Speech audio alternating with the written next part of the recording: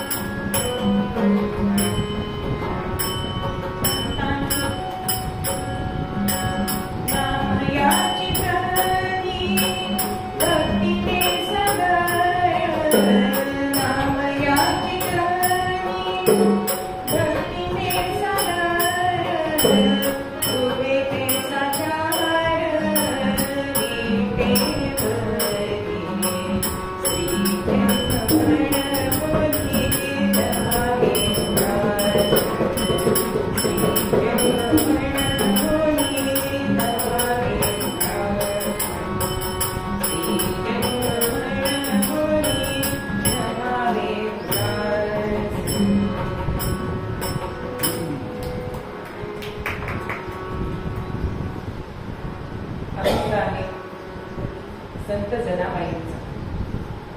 अहो एवढा त्यांचा अधिकार की जनांना सांगावं आणि जनांनी ऐकावं अशा आमच्या जनाबाई, पण स्वतःला नामयाची जरी मिळवून घेता असा गंगाखेड्यामध्ये ज्यांचा जन्म झाला, पण भक्तीने तिन्ही लोकांमध्ये ज्यांनी ख्याती केली अशा जनाबाई आजच्या निरूपणाच्या अभंगात सांगतायत. स्त्री जन्म म्हणवोनी नव्हावे उदास, साधू संताईसे केले मज. स्त्री जन्म हा महत्वाचा आहे, पण तो महत्वाचा मानला जात नाही आजच्या काळात सुद्धा.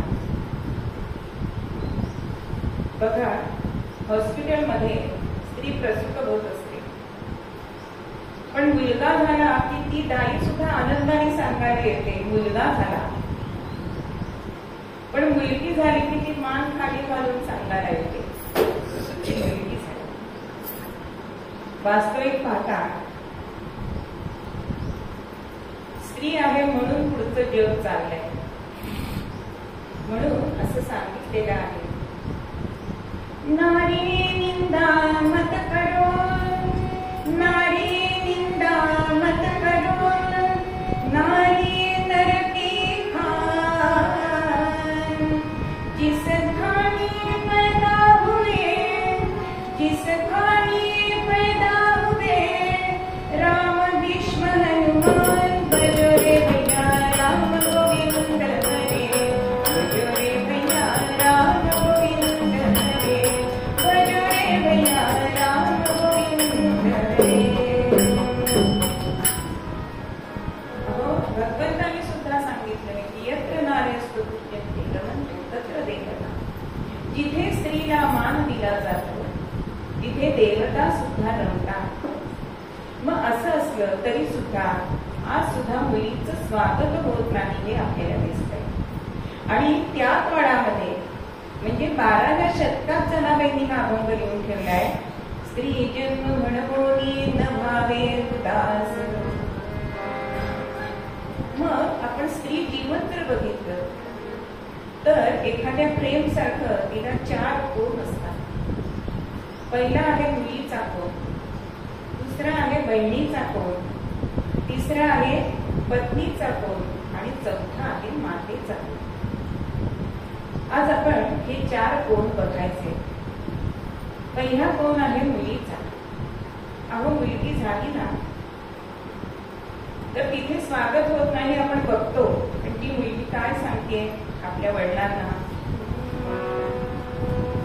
लेक झाली म्हणून नको घालू खाली मान, घडेल रे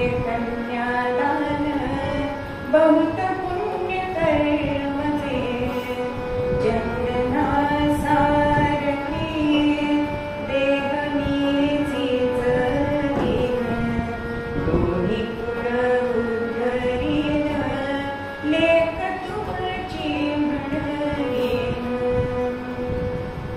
ती म्हणतीये पृथ्वीदानाचं पुण्य तुम्हाला कन्यादान केल्यावर मिळतं. आजकाल हे माध्यम जी आहेत ना ती आपली दिशाभूल करत असतात. मीडिया कन्या म्हणजे काय, दान देण्याची वस्तू आहे का वगैरे असं आपल्याला बरेच मेसेज दिसतात. पण हल्ली लग्नविधी कोणी बघतच नाही. जो तो आपल्याच फंक्शनात असतो. माझा सेफ्टी, माझ्या कुटुंबाचा सेफ्टी, माझी हेअर ड्रेसर येणार आहे का वगैरे ह्याच्यातच सगळा काळ जातो. किती जण विधी बघतात. अहो कन्यादानाचा विधी त्याच्यामध्ये मुलीचे हात खाली असतात. मग ज्याच्यावरनं आपण पाणी सोडतो त्याच्यावरनं हात पाणी आपण त्याच्यावर सोडतो. मग हे मुलीवर पाणी सोडणे का? पण आपलीच प्रथा, आपल्या परंपरा आपल्याला माहित नाही म्हणून समोरच्याचं तोंड आपल्याला बंद करता येत नाही. अहो एकदा सीता आणि रामप्रभू बसलेले असतात आणि सीतामाई रामांना विचारते की प्रभू एक विचारू का? राम म्हणतात विचार की. जानकी तुला काय विचारायचे ते विचार. तेव्हा जानकी विचारते की प्रभू मला मुलगी का नाही? तेव्हा रामप्रभू हसतायत आणि म्हणताय की ह्या भूतलावर मी ज्याचे पाय धुवावेत असा जामात नाही म्हणून आपल्याला मुलगी नाही. जावई विष्णू स्वरूप असतो आणि प्रत्यक्ष रामप्रभू हे विष्णू आहे. म्हणजे पृथ्वी दान दिल्याचं पुण्य कन्यादानाने आपल्याला मिळतं. चंदनासारखी देव जिजवीन, दोन्ही कुळ उद्धरी. बघा मुलीच्या वेळी आणि मुलाच्या वेळी आपल्याला मुलाच्या वेळी 21 दिवस सोयर असतो की नाही आणि मुलीचा सोयर असतो 42 दिवस. म्हणजेच मुलगी जी आहे ती 42 पिढ्या उद्धरते. सासरच्या 21 आणि माहेरच्या 21. मुलगा 21च उद्धरतो. म्हणजे कोण श्रेष्ठ आहे? मुलगी श्रेष्ठ आहे. म्हणून मुलीला दुहिता असं सुद्धा म्हणतात. दोन्हीच हित साधणारी अशी ही दुहिता आहे. आणि ही मुलगी ही अशी असते की बघा सून आणि मुलगी सारखी असतात असं म्हणतात. पण असतं का ते बऱ्याच जणी सासवा आहे म्हणून विचारते. बघा मुलीला आपण आपल्याला वाटत नाही आज हिच्या 4 वेण्यात घालायचे तर घालू शकतो की नाही. पण आज आपल्याला असं वाटलं की आज सणाचाच दिवस आहे आणि माझ्या सुनेने नऊवारी नेसावी. आपण तिला आग्रह करू शकतो का? सक्ती करू शकतो का? नाही करू शकतो. कारण का आज मुलींची वय मोठी असतात आणि मन परिपक्व झालेली असते. पण मुलीचं आपण लहान वयापासून करत असतो. म्हणून माझी आई नेहमी म्हणायची की 10 सासूर वासनी आणि 1 माहेर वासनी हे समीकरण आहे बरं का. बघा लग्न कार्य आपल्या घरामध्ये असतं. सगळ्या सुना काम करत असतात. पण 1 माहेर वर्षी 4 दिवस अगोदर आली तरी घर भरून जातं की नाही. म्हणून अशी मुलगी ही मुलगी काय करते? विषय विकार टाळी, विषय विकार टाळी, सेवी माता पिता गुरु थोर. अहो ही आपले विषय बाजूला ठेवते. वेळ आली तर आपल्या माता पित्यांना सांभाळते. कारण नित्य नियमाने ती सद्ग्रंथ वाचत असते. तिच्यावर लहानपणापासून आपण जे संस्कार करतो त्या संस्काराने ती करत असते. म्हणून मुलगीही असायलाच पाहिजे. ते आतड्याचं नातं असतं असं म्हटलं जातं. मग त्याच्यानंतर पुढचा कोण येतो? तो बहिणीचा कोण येतो. आता बहीण भावंडांचं भांडण चालू असतं सतत. पण हे नातं असं आहे की तुझं माझं जमेना आणि तुझ्या वाचून करमेना. बघा मुलगी लग्नाला आली बहीण की तो भाऊ सारखं तिला सांगत असतो तुझं लग्न झालं ना की ही थोडी माझी स्वतंत्र होईल असं सांगत असतो. पण बहिणीच्या लग्नात रडतं कोण हो जास्त? भाऊच रडतो. किंवा बहिणीच्या लग्नामध्ये कान पिळायला सुद्धा भाऊच असतो. कशासाठी कान पिळतात हो? तो मेवण्याला सांगत असतो जर माझ्या बहिणीला त्रास दिलास आणि धर्मेचे अर्थेचे असं वागला नाही मी कान तुझा पिढा लक्षात ठेव. मग असं हे नातं जे आहे ते खरोखरच सुंदर आहे. अगदी बहिणीचं नातं म्हणजे आई नंतर बहीणच जास्त प्रेम करत असते. बहिणींवरती आता पोस्टातली मुलगी वगैरे असे आपल्या सिनेमे आपण बघितले की घरादारासाठी स्वतः त्याग करते, पण आई वडिलांचा संसार ती पूर्ण करते. आपलं काहीही स्वार्थ साधत नाही अशी ही बहीण असते. म्हणून बहिणीचं नातं हे श्रेष्ठ सांगितलेलं आहे. बघा, भाऊ बाहेर गेला तर तो खाऊन येतो, पण बोलल्याची किरापत घरी आणणार कोण असते? प्रेमाने बहीणच आणते. अगदी एवढ्या मिळालं तरी ती भावाला घेऊन येते. अहो, हे प्रेम कसं असतं? एकदा भावाला यायला उशीर झाला बघा. वडील अर्थातच रागवले, पण आपल्या भावाचा तो ओरडा वाचवण्यासाठी ही नाटक करते पोटात दुखण्याचं.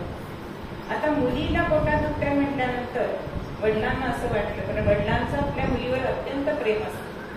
चल, मी तुला दवाखान्यात घेऊन येतो, घेऊन जातो. नको नको बाबा, दादा नेईन मला गाडीवर. आणि ही दोघं जण गाडीवरनं जातात. गाडी थोडी लांब गेल्यानंतर ते म्हणते, दादा थांबव थांबव. तो म्हणतो, अगं दवाखाना आला नाही अजून, मला दवाखान्यात जायचंच नाहीये, तुझा ओरडा वाचावा म्हणून माझ्या पोटात दुखलं.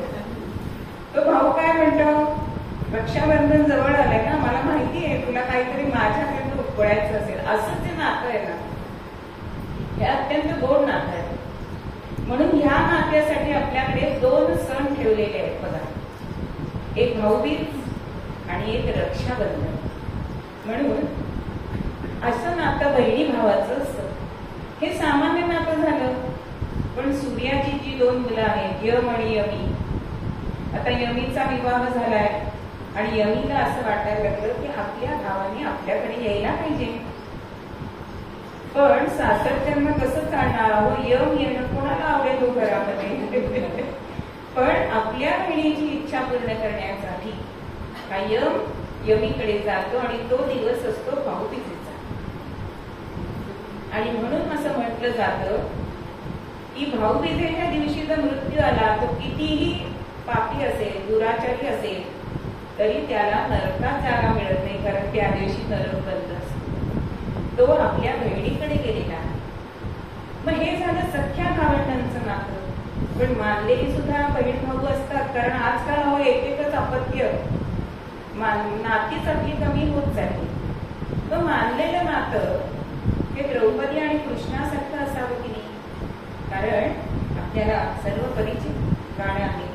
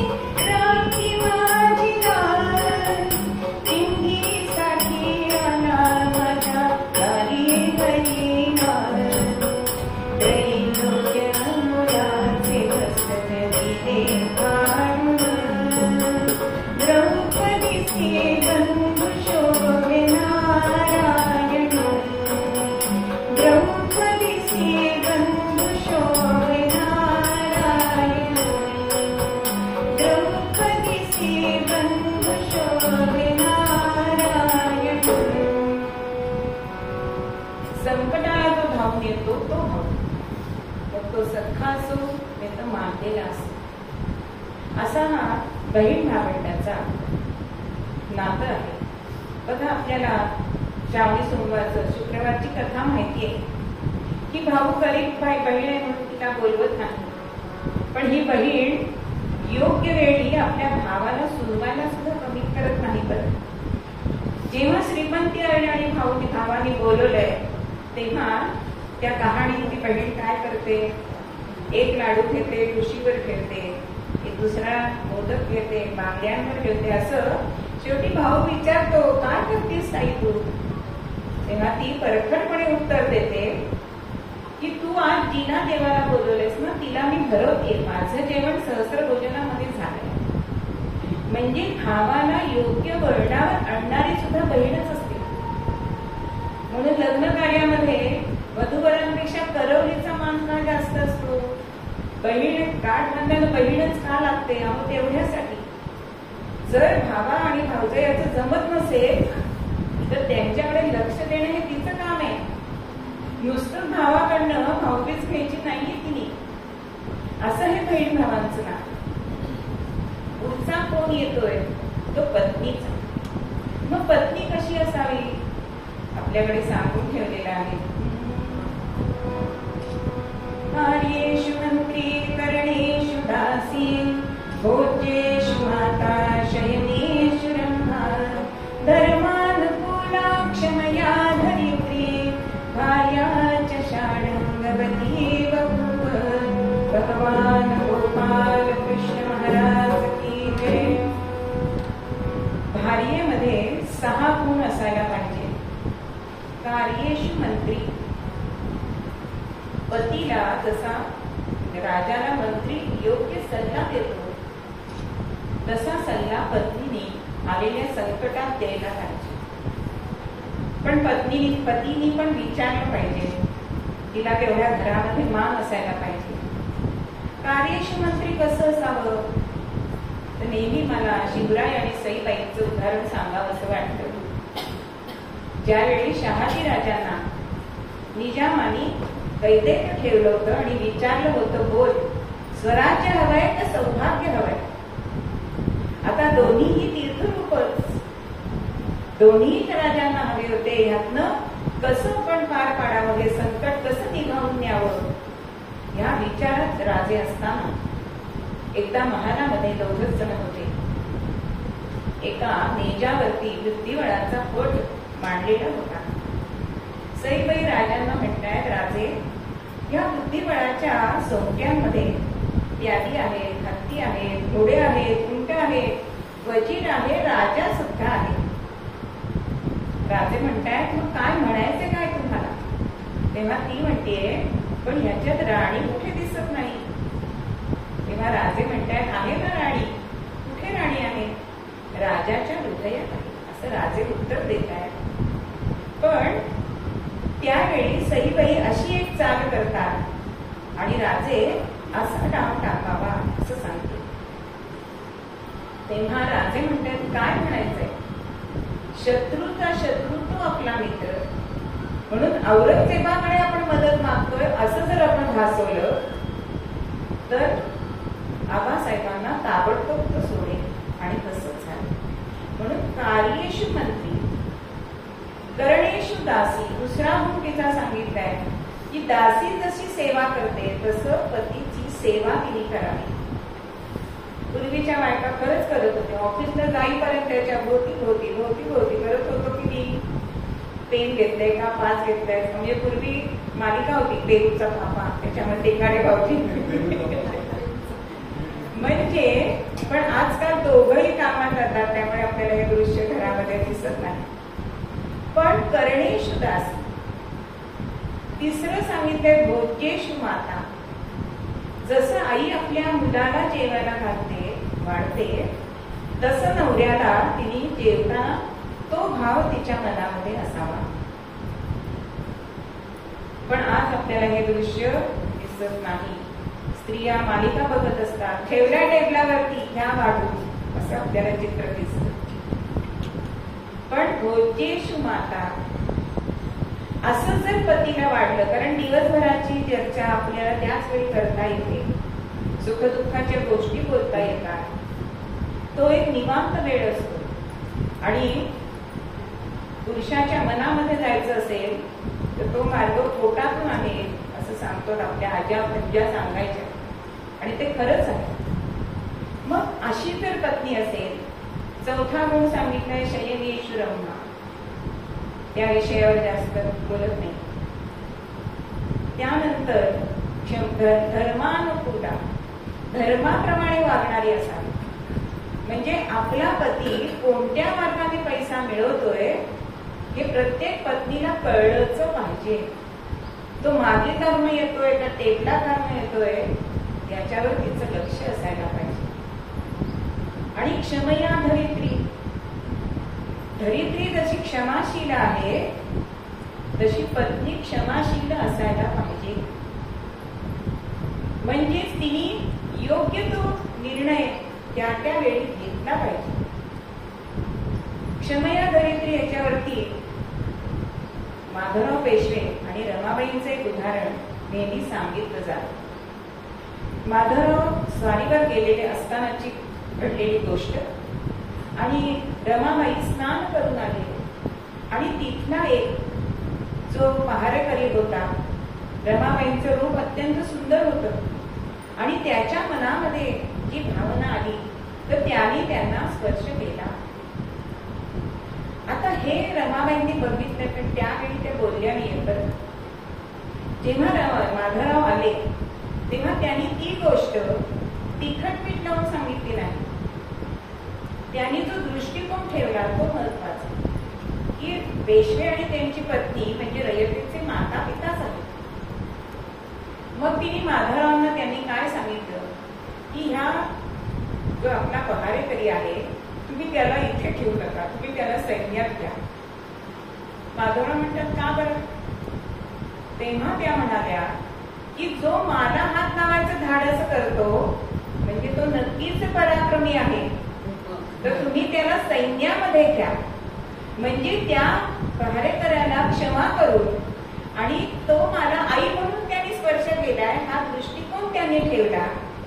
असे जर काही गुण तिच्यामध्ये असतील तिला पत्नी असं म्हटलं जातं. मग ह्या पत्नी पतिव्रता सुद्धा असतात. कारण पतीच हित बघणारी तीच पतिव्रता. मग ह्या पतिव्रता कशा असतात?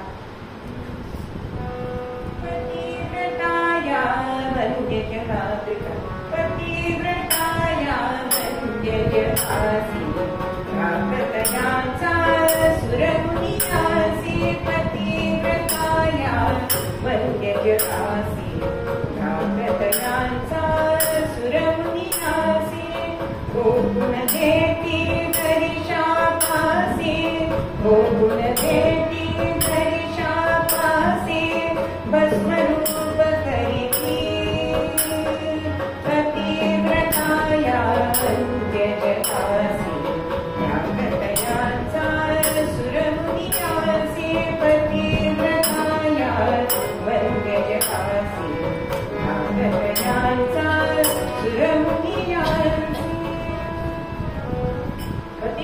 पातिव्रत्याचं तेज इतकं असतं की आपल्याला दत्तजन्माची कथा माहिती आहे की पतिचरणाचं तीर्थ देवतांवर सिंचित केलं आहे आणि त्यांची बाळ झाली आहे. हे पातिव्रत्याचं सामर्थ्य आहे. असं अनेक पतिव्रता आपल्याकडे होऊन गेले की आपण त्यांचं प्रातस्मरण दररोज करतो. अहिल्या, द्रौपदी, सीता, तारा, मंदोदरी तथा पंचकन्या स्मरे नित्यं महापातकनाशम्. अहो ज्यांचं नुसतं स्मरण जरी केलं तरी आपलं पातक नाहीसं होतं. पण तरी सुद्धा आपल्याला त्यांचं स्मरण करून थांबायचं नाहीये. तर त्यांच्या जीवनामध्ये ज्या गोष्टी घडले त्या घडू नये याच्यासाठी आपण सतर्क राहायचं आहे. आणि चौथा जो कोण आहे तो मातेचा कोण सांगितला. आपल्याकडे असं म्हटलं जातं की स्त्री ही क्षणाची पत्नी आणि अनंत काळची माता असते. तिला दुसरं जीवनच नंतर उरत नाही. अशी ही माता आपल्या मुलावर अत्यंत प्रेम करत असते. म्हणून समर्थ एका ओळीमध्ये म्हणतात, वीट नाही कंटाळा नाही, वीट नाही कंटाळा नाही, आलस्य नाही त्रास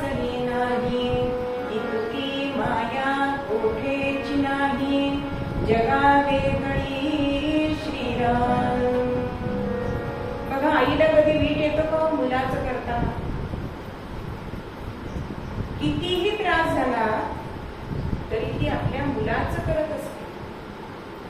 म्हणून आई ही श्रेष्ठ सांगितली.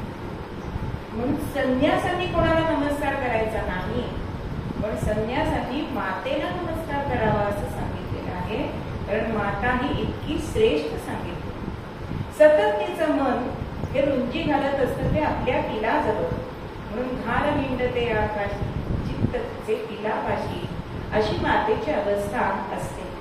जरा मुलाला यायला उशीर झाला की तिच्या आतबाहेर फेऱ्या सुरू होतात. एक डॉक्टर असतात आणि लहानपणापासून आई त्यांना बाळ म्हणत असतात. आता तो शब्द तो मुलगा मोठा झाला तरी सुद्धा आईच्या तोंडात तोच शब्द राहतो. पण हा बाळ मोठ्यापणी डॉक्टर होतो आणि त्याला असं वाटायचं त्यांना की आई आपल्याला बाळ काय म्हणते. पण किती वेळा सांगितलं तरी त्यांना काय म्हणायला हवं असायचं, बाळासाहेब. आणि आईच्या काही तोंडात ते बाळासाहेब यायचं नाही. म्हणून त्यांनी बाळासाहेब म्हणण्यासाठी एक स्त्री ठेवली नोकरीला बरं का. तिने फक्त बाळासाहेब बाळासाहेब बाळासाहेब असं करायचं. ती सकाळी 8 वाजता यायची, संध्याकाळी 7-8 वाजता जायची. सतत तिने बाळासाहेब म्हणायचं. अहो याचं सुद्धा तिला पगार मिळतोय बघा. आणि होता होता असं झालं.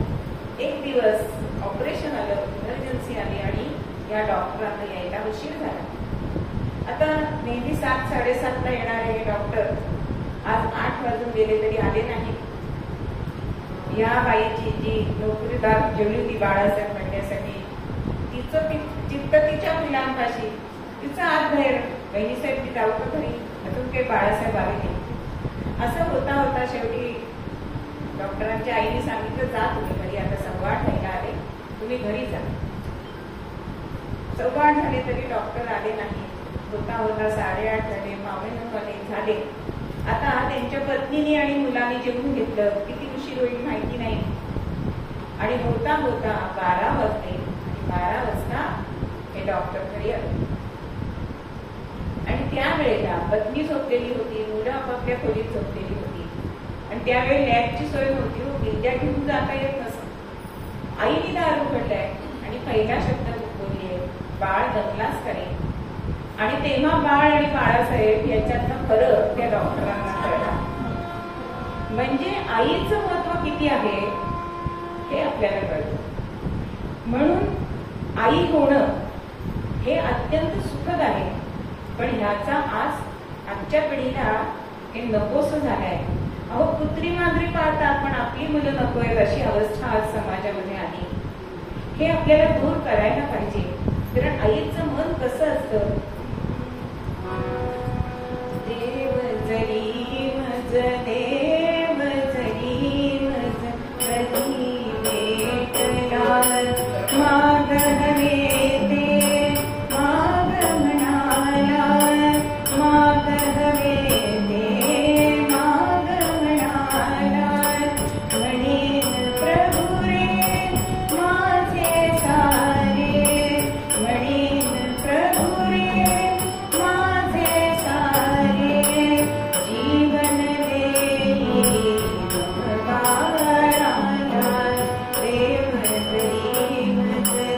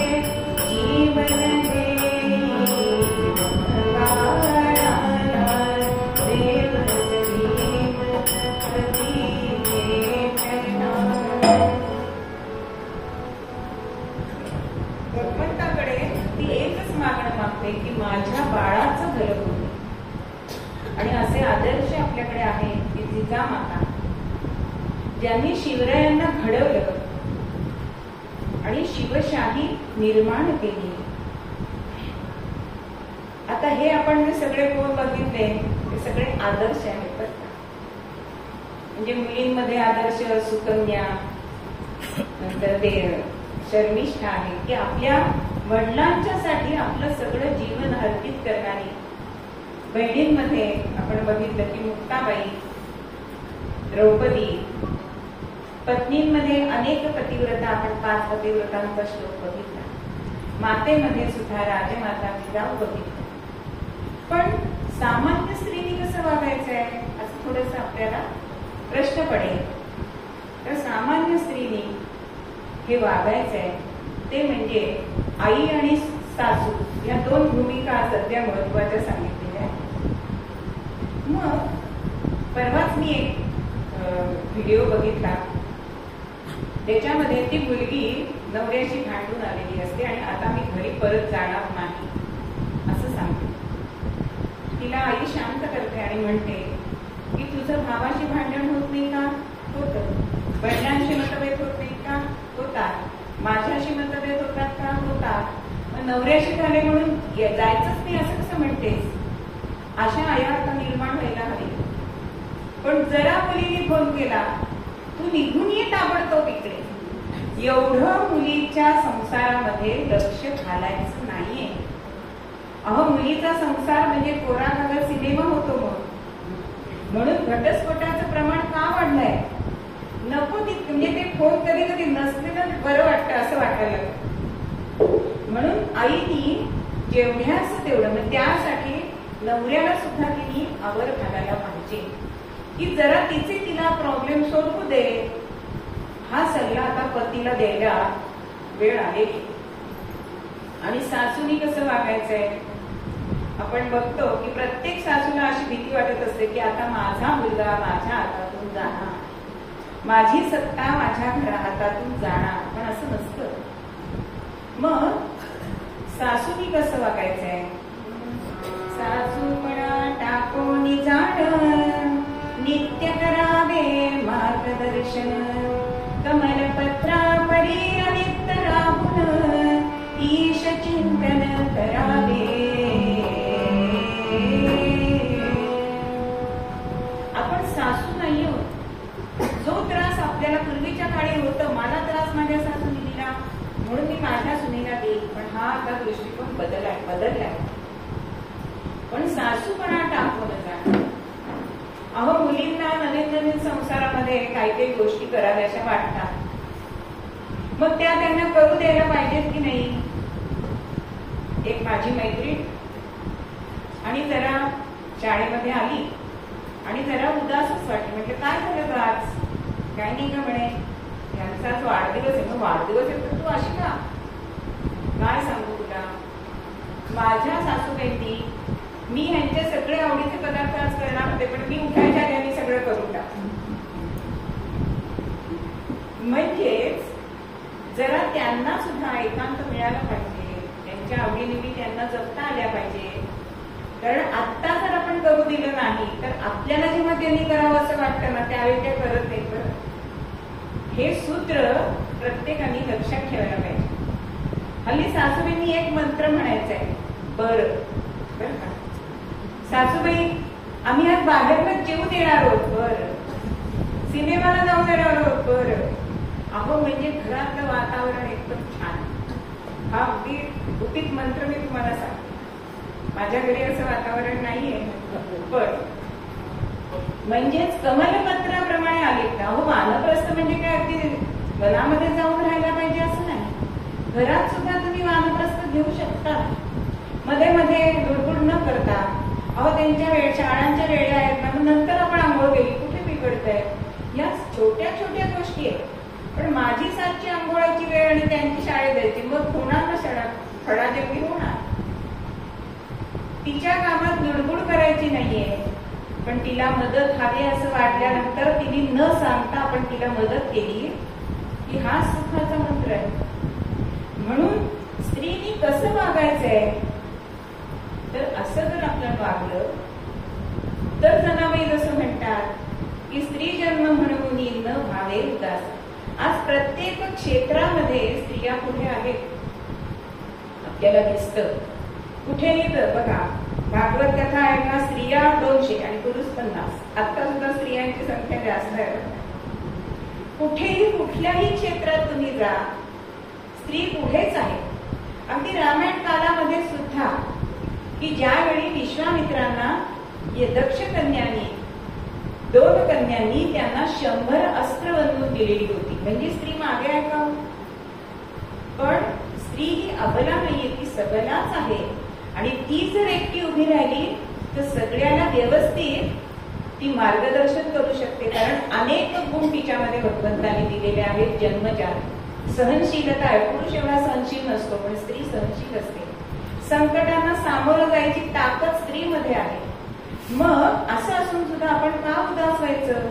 म्हणून मूळ पद्यामध्ये आपल्याला जगामध्ये हेच सांगतात.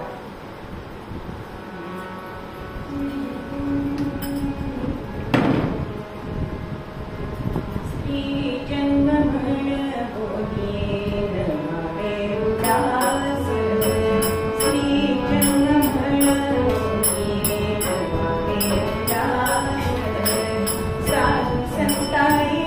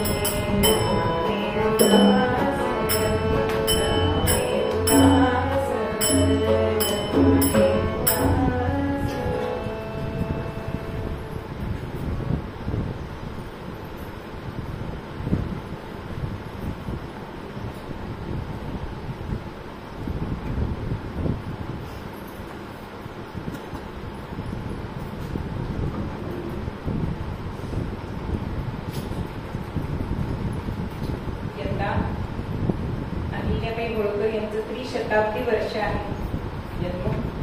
आणि त्यामुळे आम्ही कीर्तनकारांनी त्यांच्यावर 300 कीर्तन करायची ठरवली. त्यामुळे मी निशाताईंना म्हटलं होतं की एक कीर्तन मला आपल्या संघामध्ये करायचं आहे, आणि त्यांनी मला लगेच होकार दिला. पण आमचा हा संकल्प पूर्ण झालेला आहे, कारण सगळेच कीर्तनकार त्याच्या मागे लागलेत, आणि त्यामुळे आमचा संकल्प 1.5 महिन्यातच पूर्ण झाला. ज्या अहिल्याबाई त्यांचं आपण आज आख्यान ऐकणार आहोत, तर त्यासाठी अनेक ठिकाणी अनेक कार्यक्रम झाले की, आणि माझ्या भाग्याने 9 फेब्रुवारीला त्यांच्या जन्मगावी एक राष्ट्रीय सोहळा तिथे सादर केला होता. आणि देशाभरातल्या जवळजवळ 400 ते 500 स्त्रिया वेगवेगळ्या क्षेत्रातल्या अशा तिथे आमंत्रित केल्या होत्या. आणि कीर्तनकार म्हणून मला जायला तिथे मिळालं, म्हणून मी मला भाग्यवान समजते. चौंडीला, नगर जिल्ह्यात त्यांच्या जन्मगावी. आणि तिथे आता त्यांनी त्यांचा वाडा वगैरे सगळा छान केलाय. म्हणजे जरूर सगळ्यांनी ते क्षेत्र बघून यावं अशी मी तुम्हाला विनंती करते. एकदा नामस्मरण करूया आणि आपण आख्यानाकडे वळूया. करूया घोषणा माता सद्गुरु समर्थ करणाचा, करूया घोषणा माता सद्गुरु समर्थ करणाचा, करूया घोषणा माता सद्गुरु समर्थ करणाचा, करूया घोषणा माता सद्गुरु समर्थ करणाचा, करूया घोषणा माता सद्गुरु समर्थ करणाचा, करूया घोषणा माता सद्गुरु समर्थ करणाचा, करूया घोषणा माता सद्गुरु समर्थ करणाचा, करूया घोषणा माता सद्गुरु समर्थ करणाचा, करूया घोषणा माता सद्गुरु समर्थ करणाचा. सीताकांत स्मरण जय राम, महारुद्र हनुमान की जय, सद्गुरुनाथ महाराज की जय. जय जय रघुवीर समर्थ, मंगलमूर्ती मोरया. देवी सती अहिल्या, देवी सती अहिल्या, भारत भूलाय लाम भूताजी, राजकारणी चतुरा, राजकारणी चतुरा, अस्मि जियेने राखिला हरी राजे राम. राम राम हरे हरे राम, राम राम राम सीतापते राम राम. देवी अहिल्या, पुण्यश्लोक अहिल्याबाई, लोकमाता अहिल्याबाई असं त्यांना अनेक बिरुद लावली जातात. देवी अहिल्या असं का म्हटलं जातं, तर देतो तो देव आणि घेतो तो जीव.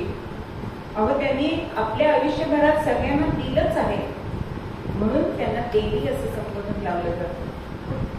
लोकमाता, लोकांच्या साठी ज्यांनी आपलं आयुष्य वाहिलं. आणि लोकमाता म्हणजे नदीला लोकमाता म्हणतात.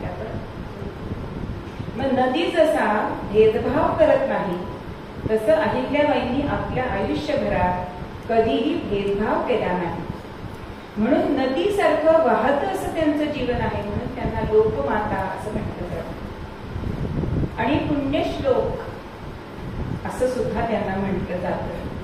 तर पुण्य म्हणजे पवित्र, पण पवित्रतेमध्ये सुद्धा त्याच्यामध्ये दोन अर्थ असतात, एक शुद्ध आणि निर्मळ. आज आपल्याला कुठलीच गोष्ट शुद्ध मिळत नाही बघा. निर्मळ, हल्ली कोणाची मन निर्मळ राहिलेलीच नाही. आणि श्लोक याचा अर्थ कीर्ती, स्तुती, म्हणजे अशा पुण्याची स्तुती असं ज्यांचं जीवन आहे, म्हणून त्यांना पुण्यश्लोक असं म्हटलं जातं. की राजकारणी चतुरा, त्यांचं चरित्र अर्ध्या तासात होण्यासारखं नाही, पण जास्तीत जास्त कसं सांगता येईल याचा मी नक्कीच प्रयत्न करणार आहे. राजकारणी होत्या, पण ज्यांनी ईश्वराला सतत प्रसन्न ठेवलं होतं, कारण त्या अत्यंत शिवभक्त होत्या. आपण त्यांचा जरी पुतळा जरी बघितला, फोटो बघितला, तरी सुद्धा त्यांच्या हातामध्ये शिवलिंग दिसतं. आणि आपण भरताचं कौतुक करतो की नाही, की रामरायाच्या पादुका ह्या सिंहासनावर ठेवून 14 वर्ष त्यांनी इतन्न मम, मी त्याचा विश्वस्त आहे असं त्यांनी राज्य केलं. पण भरताने 14 वर्ष राज्य केलं, पण आमच्या अहिल्याबाईंनी 40 वर्ष असं राज्य केलं. म्हणजेच त्या राणी कधी झाल्या नाहीत बघा. राजमाता होत्या, राजस्नुषा होत्या, पण राणी कधी झाल्या नाही. पण तरी सुद्धा त्यांनी हे शंकराच्या आदेशावरून मला हे राज्य करायचंय म्हणून त्यांची सही सुद्धा खाली श्री शंकर असे असते. किंवा त्यांचं आयुष्य इतकं निर्मळ, म्हणजे आपण पुण्यश्लोकचा अर्थ बघितला, पण त्यांना माधवराव पेशवे गंगाजळ निर्मळ असं त्यांना म्हणत असत. अशा या लहानपणापासून चाणाक्ष असणाऱ्या, हुशार असणाऱ्या अहिल्याबाई, त्यांचा जन्म झालाय मेषपालाच्या वंशी दक्षिणेत, मेषपालाच्या वंशी दक्षिणेत, आले उदयासी रत्नमूर्तिमंत, आले उदयासी हिरण्या पादुक्या हिरण्या सिनाकाठी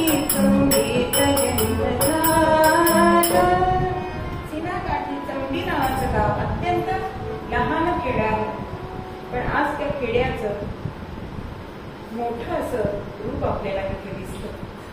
आणि अशा या धनगर समाजामध्ये जन्माला आल्या तरी सुद्धा कर्तृत्वासाठी आपण त्यांचा आदर्श मानतो. लहानपणीची गोष्ट की अत्यंत शिवभक्त होत्या आणि बरोबरीच्या मुली नदीकाठी खेळायला जात असत. नदीकाठची वाळू जमा करावी, मग कोणी किल्ले करताय, कोणी घरं करताय, पण ती अहिल्या शिवलिंग निर्माण करत असते. आणि त्याच वेळेला चौंडीमध्ये असं झालं की पेशव्यांचा तळ पडला आणि त्या सैन्यामधले 2 घोडेस्वार ह्या नदी काठून जात आहेत आणि इतके भरधाव घोडे धावत होते की ह्या मैत्रिणी घाबरले, अहिल्ये पळ, अहिल्ये पळ. पण हे बघून मात्र अहिल्या पळली नाहीये आणि ती काय करते, वाहता तिने प्रेरता पिता, वाहता तिने प्रेरता पिता, जातीने परे शंभू दिया, जातीने परे शंभू दिया, वाहता रसे गोर झाडसा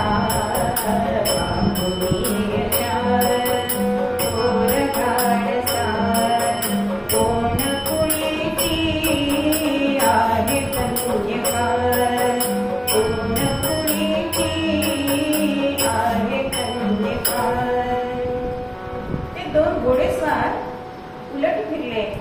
कारण ह्या अहिल्याने काय केलं, पटकन जे आपण शिवलिंग केलं होतं त्याच्यावरती ओढवी पडली.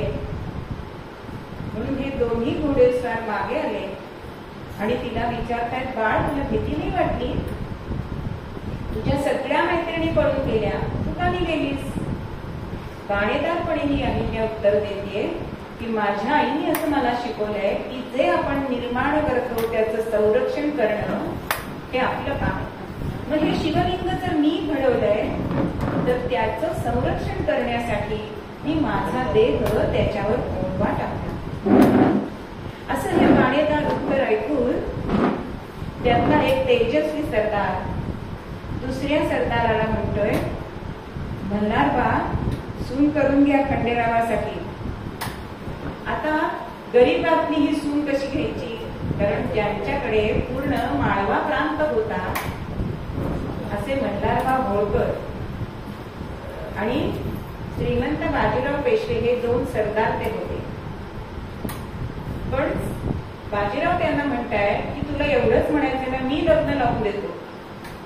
आणि बाजीरावांनी नुसतं म्हटलं नाहीये तर शनिवारवाड्याच्या बाहेर अहिल्याबाईंचा आणि मल्हाररावांचा मुलगा खंडेराव यांचं लग्न लावून दिलंय, विवाह लावून दिलाय. अहो समरसता कशाला म्हणायची? ब्राह्मण असून सुद्धा धनगर आणि शिंदे यांचा विवाह त्यांनी लावून दिलाय. आणि नुसता विवाह नाही, 200 तोळं सोनं घातलंय, त्यावेळेचे 12 ग्रॅमचा तोळा. शाहू महाराज या विवाहाला आलेले.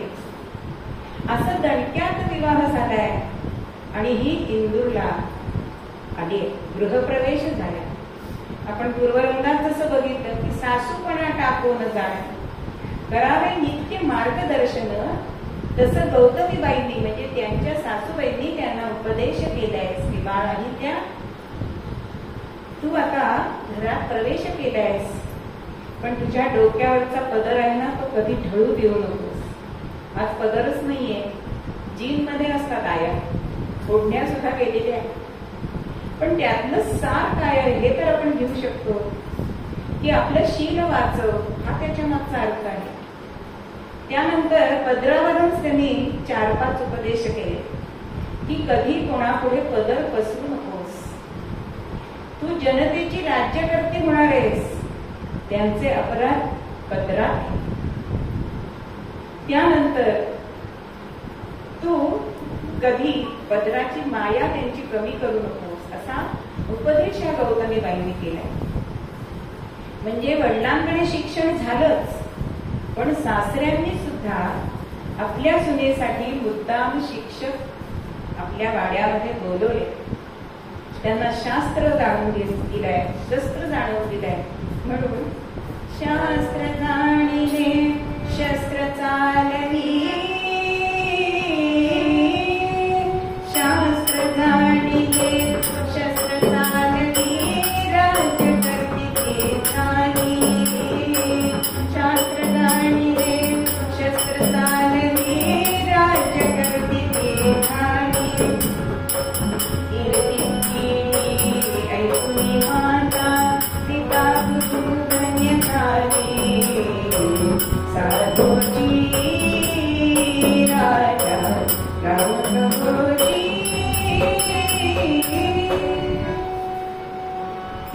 शास्त्र जाणून घेतलंय, शस्त्र चालवायला शिकले. आणि जेव्हा मल्हारबा नसतील तेव्हा राज्यकारभार सुद्धा बघायला लागले आणि अत्यंत त्याच्यामध्ये त्या निष्णात झाले. नुसत्या निष्णात झाल्याने तर परखडपणे त्यांनी अनेक अशा गोष्टी हाताळलेल्या आपल्याला दिसतात की एकदा प्रत्यक्ष मल्हारबांना त्यांनी मागे पुढे न बघता आपल्याला काय शिक्षा मिळेल का हे न बघता त्यांनी सुनावलंय. योग्य शब्दात सुनेचं कर्तव्य त्यांनी केलंय. तिथे मार्ग सुनेचा होतं, पण त्यांनी मल्हारबांना सांगितलं की पेशव्यांची खजिना हा रिता होतोय आणि सरदारांच्या तिजोऱ्या भरतायत. म्हणजे युद्ध करून आल्यानंतर जो वसूल भरायला पाहिजे तो पेशवाईच्या तिजोरीत जात नाहीये. हे तुम्हीच आम्हाला शिकवलंय, मग आता असं का होत आहे असं योग्य शब्दात मल्हारबांना त्यांनी सांगितलंय. आणि मल्हारबा तो वसूल पुण्याला भरायला गेलेले होते. पतीच्या बाबतीत सुद्धा त्यांना खूप सौख्य नाही मिळालं, पण तरी सुद्धा एकदा खंडेरावांना दर महिन्याला काही असा आपण म्हणतो आत्ताच्या भाषेत पॉकेटमध्ये मिळत असेल आणि तो त्यांचा लवकर संपला, कारण अत्यंत व्यसनी असे होते ते. आणि ते पुन्हा कारकुनाकडे पैसे मागायला आले. तेव्हा परखडपणे आपल्या पतीला त्यांनी सांगितलंय की तुमचा महिन्याचा मेहनताना देऊन झालाय, आता तुम्हाला मिळणार नाही, पुढच्या महिन्यात मिळेल. असं म्हटल्यानंतर खंडेरावांनी जी खतावणी होती ती भिरकावून दिली. त्यांना अत्यंत राग आलाय आणि त्या कारकुनाला सांगतायत की जो खतावणीचा त्यांनी अपमान केलाय त्यांना 25 रुपये दंड हा झालाच पाहिजे.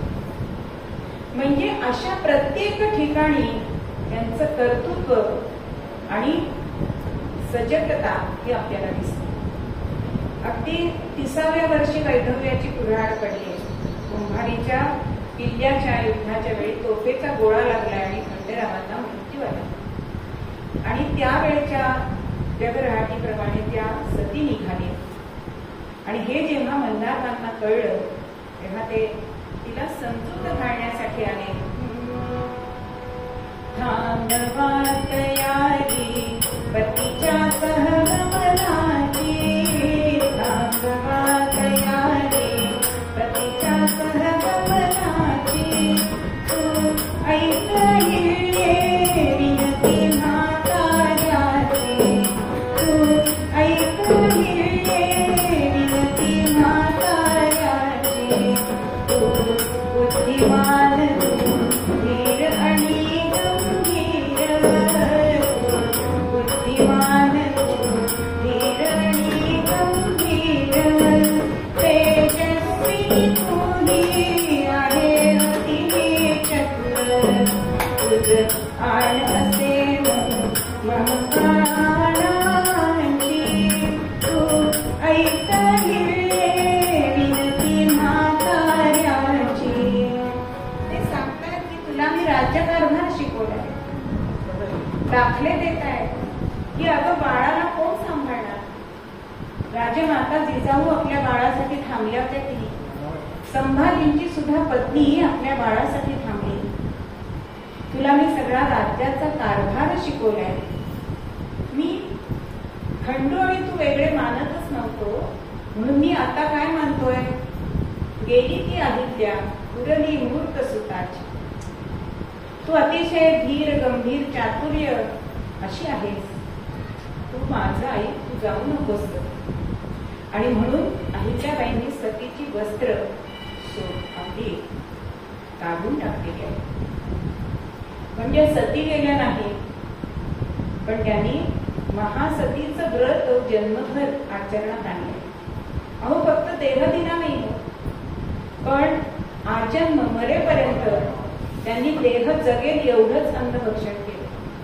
कधीही त्यांनी सुपरभोग घेतले नाही. कधीही 1 ग्रॅमचा सुद्धा सोन्याचा मणी त्यांनी कधी अंगात घातला नाही. अत्यंत धार्मिक असलेली दिनचर्या सुद्धा त्यांची ठरलेली होती की सकाळी लवकर उठावं, ग्रंथ वाचन करावं, त्यानंतर त्यांनी राज्यकारभाराचे जे काही असेल त्याची मसलत करावी, प्रजेमध्ये फेरफटका मारावा, असं त्यांचं रात्री 11 पर्यंत दिनचर्या ठरली. संन्यासिनीसारख्या त्यांनी खडावा कायम ठेवला. त्यावेळी ज्या त्यांची कोटी लिंगार्चन पूजा ती आजही आपल्याला भुवनेश्वर इथे चालू आहे. आणि त्यांनी जे जीर्णोद्धार केले मंदिरांचे, ते कशासाठी केले? एक तर देवदेवतांचं पूजन त्याच्यामध्ये त्यांचं दिसतं. आणि जे गनिमांनी आपली मंदिरं उद्ध्वस्त केली, म्हणजे त्या पराजयाच्या लक्षणं आहेत, प्रतीक आहेत, ती समाजापुढे राहायला नको म्हणून त्यांनी जीर्णोद्धार केले. पाणपोळ्या काढल्या, घाट बांधले. अहो पानिपतचं युद्ध झालं त्यावेळेला आपलं सैन्य पाण्या वाचून मेलं हे त्यांनी जाणलंय. आणि म्हणून त्यांनी पाणपोळ्या बांधल्या, घाट बांधले. आणि ह्याच्यासाठी त्यांनी आपलं स्त्रीधन हे उपयोगात आणलं.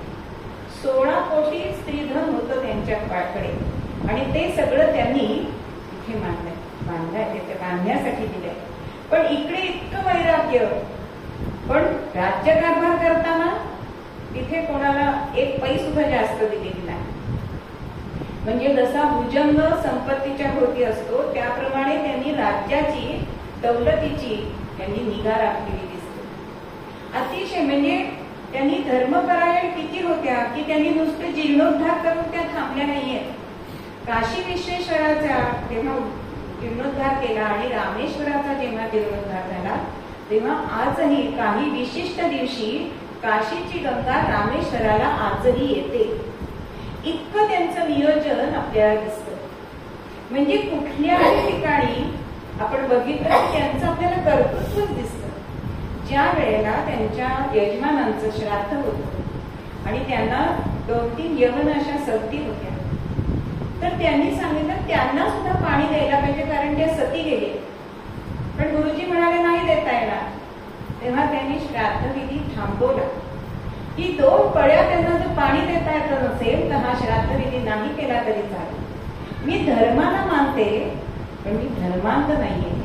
अनेक रूढी त्यांनी बंद केल्या. आपल्या मुलीचं लग्न त्या काळात त्यांनी 18व्या वर्षी केलं. म्हणजे ज्यावेळी 7व्या-8व्या वर्षी मुलींची लग्न होत असत त्यावेळी त्यांनी रूढी परंपरा किंवा मुलाचं त्यांनी कुळ गोत हे बघितलं नाही. मुलाचं शूरत्व बघितलंय, त्याचा पराक्रम बघितलाय आणि फणसे ह्या नावाची मुलीचा विवाह स्वतः करून दिलाय विधवा असून सुद्धा. अनेक त्यांच्या विचारधारा जर आपण बघितल्या तर आपण थक्क होऊन जातो की पहिलं आपण आता पोस्टात जाऊन सहज काय काय आपण पाठवतो दुसऱ्याकडे, पण पहिली पोस्ट सेवा ही अहिल्याबाईंनी सुरू केली. 12 टप्पे महेश्वरापासून पुण्यापर्यंत पेशव्यांना दररोजचा अहवाल हा गेलाच पाहिजे म्हणून 12-12 टप्प्यावरती त्यांनी असे 12 टप्पे केलेले होते. पर्यावरणाचं बघितलं तर 9-11 असं त्यांनी एक योजना केली. म्हणजे 20 झाडे लावायची, त्यातलं 11चं उत्पन्न स्वतः घ्या आणि 9चं उत्पन्न सरकार जमा करा. म्हणजे पर्यावरण सुद्धा राखलं जातं, दौलतीला सुद्धा पैसा मिळतो आणि कर सुद्धा ज्याला जसा जमेल तसा त्याच्या 1/4 भाग त्यांनी कर होता. सगळ्यांना सरसकट कर नव्हता म्हणून कधी वर्णन करतात दौलतीचा करी राजकुंभ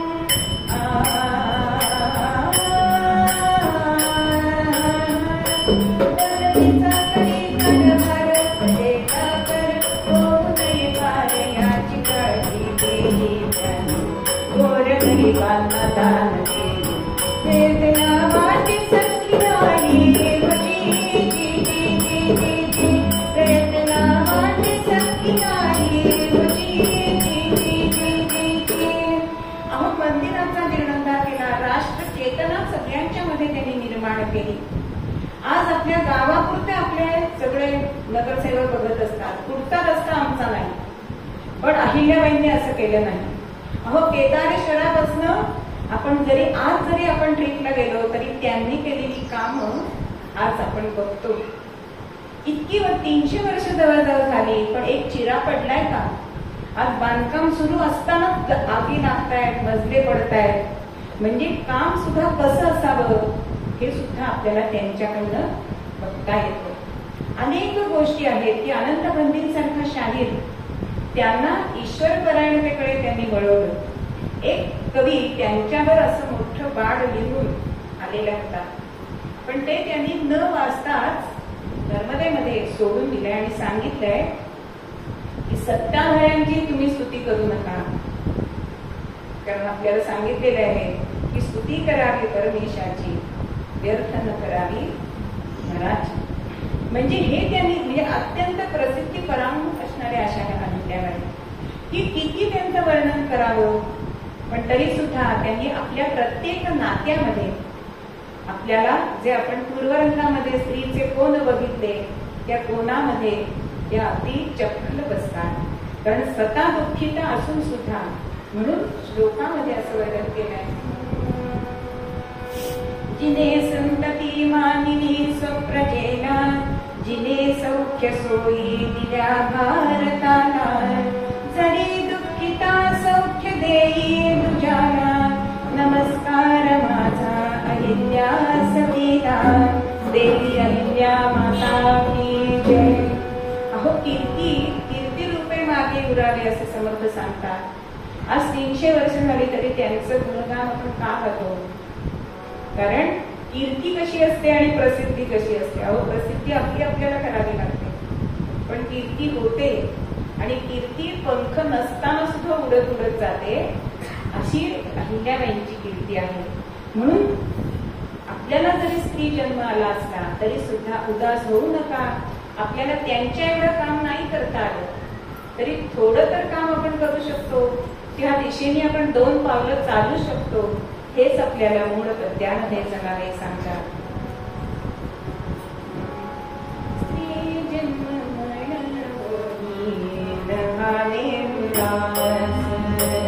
स्त्री जन्म